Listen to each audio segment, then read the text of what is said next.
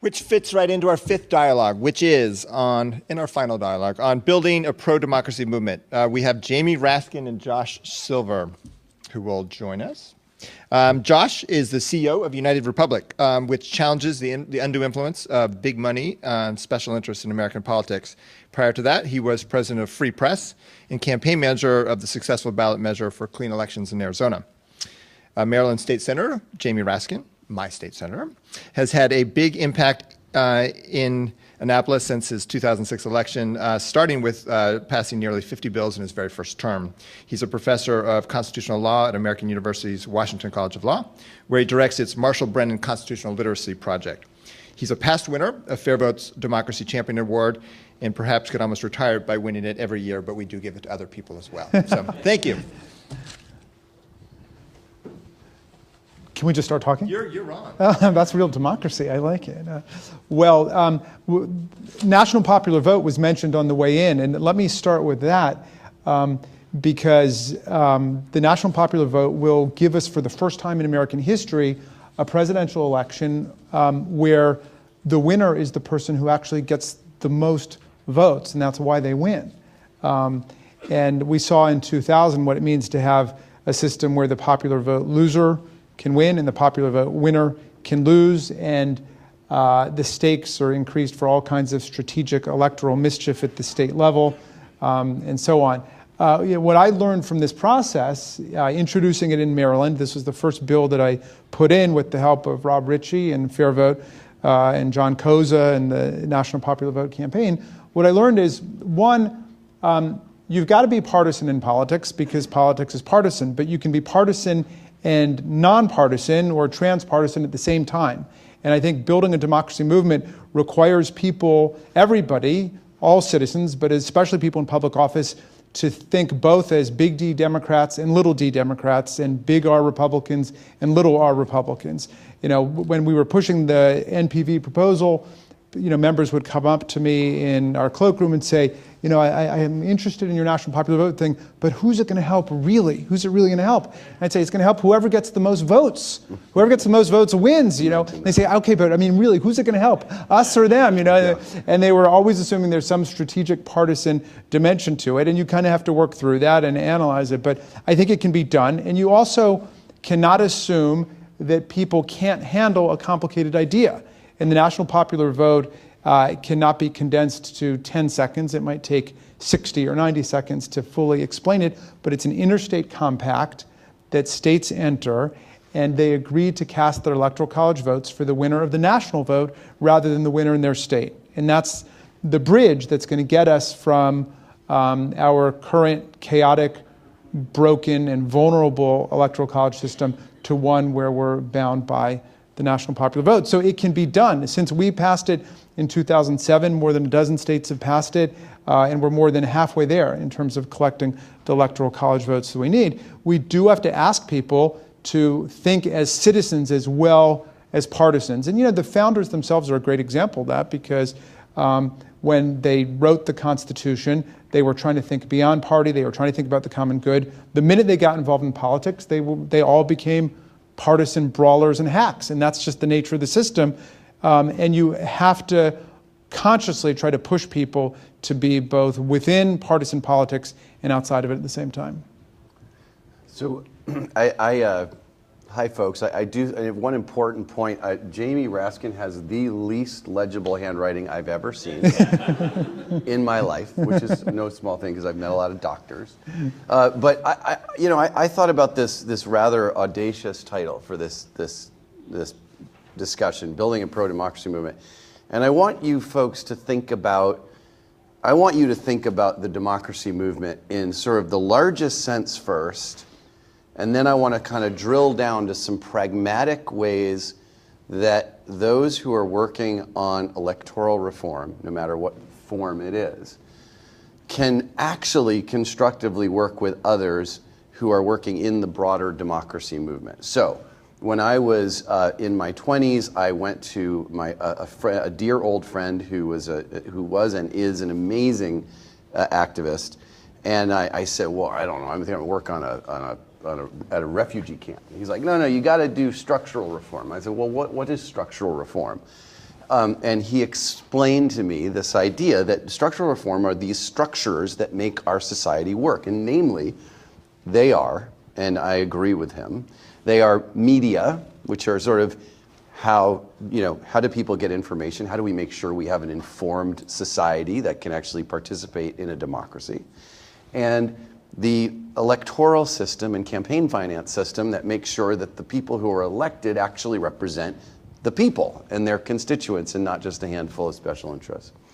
And these are two sides of the same coin. And that is absolutely certain to be true. And that, I think it defines, in sort of a macro sense, the democracy movement. And then many different constituencies and demographics fit into those in different ways. But there's not a whole lot of ways that the media reform community and the democracy reform community can actually work together, in my view. I started Free Press and ran it for 10 years. It's one of the largest media reform groups in the country. And before that, I was the campaign manager for the Arizona Clean Elections Law that passed public funding in the state of Arizona in 1998 at the ballot. But what I'm finding in the sort of election campaign finance space is that I do think there's a bunch of opportunities for these two areas to work together. And I want to just lay out one idea for one constructive possibility as a takeaway that you folks can kind of spread the gospel on if you agree with, or tell me I'm wrong if you don't. And that is, we looked at efforts to reform campaign finance or address Lawrence Lessig's so-called dependence corruption, right? The politicians are too dependent on money and it skews their decisions. And we concluded that there are three innovations that need to happen in that space. Number one, we need to start trying to pass comprehensive laws that address the issue. And when I say that, I mean laws that address ethics, transparency, and create some form of citizen or public funded elections, all in one package. Because if you do that, we find in a number of polls we've conducted over the last 2 years that ethics and transparency are extremely popular, like ridiculously popular amongst both grassroots liberals and conservatives and everybody in between. And that's an important point, so remember that. The second thing we realized is that if we called it corruption, that is, we're trying to pass anti-corruption laws as opposed to campaign finance laws or getting money out of politics or saving democracy, we were finding we were getting an overall dramatic increase in support across the board, but particularly among grassroots conservatives, a 30-point jump on average amongst self-identified conservatives who say it's very important that we pass something like this. And then third, we use these sort of visible, prominent right-left coalitions, which Jamie is going to talk about a little bit because he's been doing that in Maryland. But getting conservatives and liberals together and visibly behind it. And when we do that, we win. We tried it in Tallahassee, Florida. We passed an anti-corruption law there in November on the ballot, and we won with 67% of the vote, 2-1. And so what we realized was that, number one, you win if you use that formula, but also, and here's the important point for this crowd, is that in most cities that have charter amendment possibilities, and I know there's a lot of voting rights people who have used charter amendments to pass good things, there are not single subject rules. Of course, single subject rules, which usually apply to a statewide ballot initiative, which say you can't throw the kitchen sink in to one ballot initiative for a statewide initiative or law. In the cities, you actually have more latitude. So I'm going to suggest that one way that we could build a pro-democracy movement is that we can start taking the more arcane and wonky voting rights changes, which do tend to splinter demographics in terms of support and confuse people, wrap them or include ethics and transparency reforms along with them, and then make the proposal more about the more popular stuff in terms of your marketing and rhetoric and propaganda, and less against the stuff that either reduces your support amongst conservatives or confuses voters. And I think as a pure tactical strategy, this is a practical way for reformers who are working at the local level to marry these two sides. Occurs to me that there are lots of different democracy reforms that are taking place at the same time.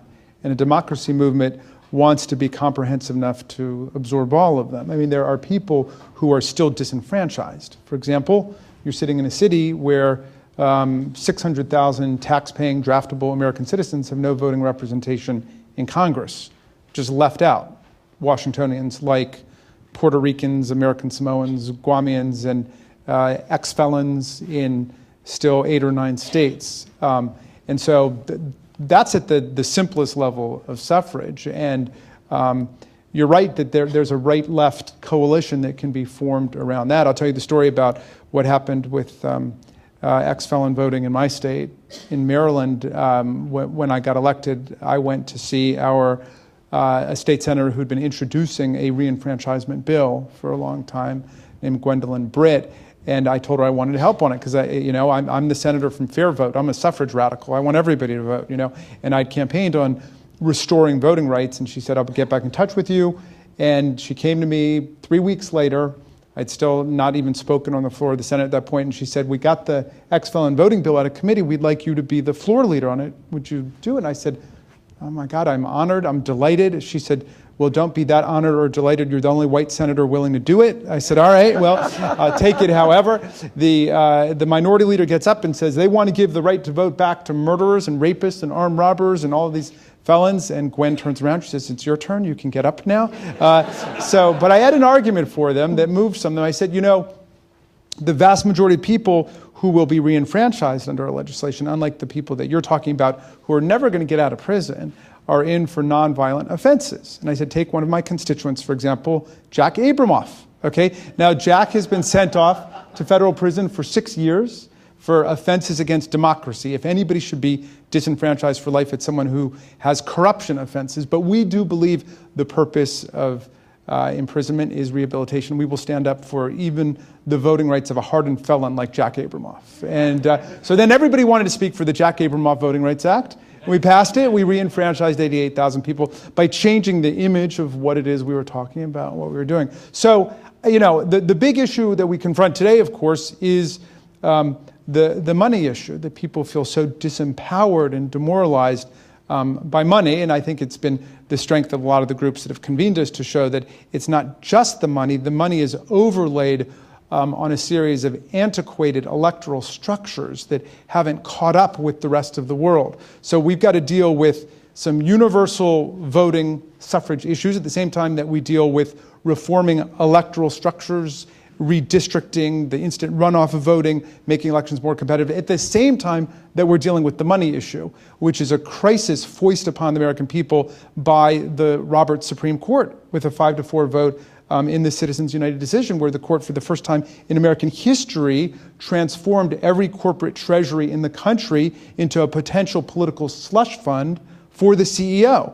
Because before that, any corporate executive or member of the board could write whatever money they wanted on their personal checkbook. Now suddenly, the CEOs can reach into the corporate treasury and spend money in our politics. And we've seen hundreds of millions, billions now of dark money, the super PAC money flowing into our politics. And it's tremendously disruptive, destabilizing, and demoralizing to people.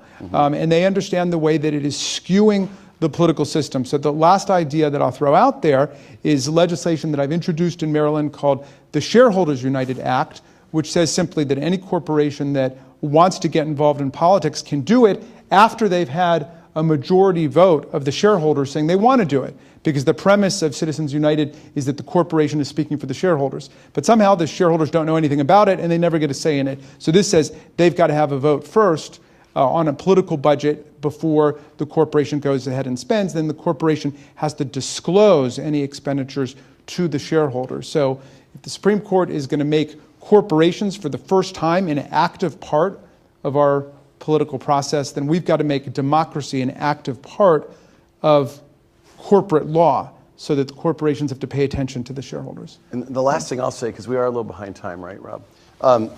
I think it's really important to note that one of the few bright spots politically, I don't care where you stand on this issue, that's not my point, but politically, as a strategy or a tactic, marriage equality and marijuana decriminalization are two amazing anomalies in American politics strategically, where these are issues that we're getting, like ours, We're getting nowhere in Washington.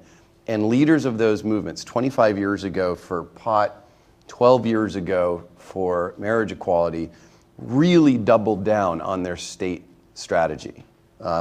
And I want to just sort of strongly recommend that you folks and folks you talk to really look closely at emulating that to the extent you can, because you have a great opportunity.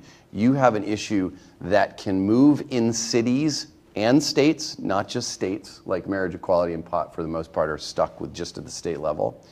And you have the opportunity to be really creative in a way that frankly hasn't been done that much before, which is get creative about how the issue is marketed, packaged up with other proposals, and like really get involved in this idea of bringing these laws, in this case in voting reforms that can be matched with ethics or campaign finance or transparency, into charter amendments or direct initiatives in cities and states across the country. This is what the work we're doing. We're doing 2 states and 12 cities in the next 22 months at Represent Us. They're all anti-corruption acts. We welcome collaboration. Part of the reason I came down here is 1, because I love Rob Ritchie, but 2, because I wanted to find out if there's other people who want to explore possible collaborations at the city and state level, and if so, find me after this panel, because I really think this is ripe with opportunity. And if we plan the way the architects of those movements did 12 and 25 years ago, we have an opportunity to shift things and go to offense. Let me just say thank you, Josh and Jamie. So Josh, the free press and the movement in that area really is obviously having an impact, like the debate over net neutrality right now and the real movement that's there. So Represent.us is trying to be creative and do some of the things you were just calling for. And any quick examples? People can go to your website and see things, but something you just want to highlight is. Well, sure. And I oddly, don't hold this against me, but Jack Abramoff actually helped us write our model law, because he got out of. He did, and he got out of prison. He was trying to help me pass my bill. No, he didn't. No, but he was trying to actually kind of make his name not quite as toxic, and so he wanted to do some do-gooder stuff. And but what we found out was, we said to Jack Abramoff and Trevor Potter and Lawrence Lessig and a lot of other really smart people, Zephyr Teachout, and we said, what are all the things we could put in a piece of legislation that would actually fundamentally change quid pro quo politics? And we were stunned not only by their popularity, but by how many there are. Like, you can pass a law that says a politician may not solicit or receive money from interests they regulate by virtue of their position on a committee or subcommittee. I mean, imagine that. Like, people, imagine what it would be like in the US Congress if everybody on the finance committee can't take bank money or Wall Street money. No, I mean, it's a complete game changer. Or change the revolving door to 5 years instead of 1 year for the House and 2 years for the Senate. Or create publicly funded elections. We like the voucher system. It's more simple. We're innovating it with our friends at Every Voice and elsewhere. And make everything totally transparent. No more C4, C6 money flowing into super PACs and campaigns secretly. We tested this in Tallahassee, Florida. As I mentioned earlier, we won with 67% of the vote. And these anti-corruption acts are gaining speed across the country. We have Tea Party members standing up next to Common Cause members. We're looking at states like Washington, maybe Nebraska, maybe Alaska, Columbus, Ohio, Boise City, Idaho. It's really exciting. And so I think there's a real mirror here where similar efforts can be undertook with voting rights, with ranked choice, with a whole variety of different voting system issues, and similar wins could be logged. And let me just echo the thing about Washington, D.C. is absolutely paralyzed and frozen through a combination of the gerrymandering and the big money. And so in order to move things forward, you've got to go to the states to do it. And the marijuana issue is a great example. Marriage equality, the abolition of the death penalty, all of these things are moving at the state level. And we know that that is how the major democratic reforms have happened. They've bubbled up from the states. And the people who are fighting valiantly for a constitutional amendment to repeal Citizens United understand that that's the way we've gotten most of our constitutional amendments, and most of our constitutional amendments are pro-democracy amendments that attempt to broaden the franchise and deepen the meaning of democracy in the country. All right. Well, thank you, gentlemen.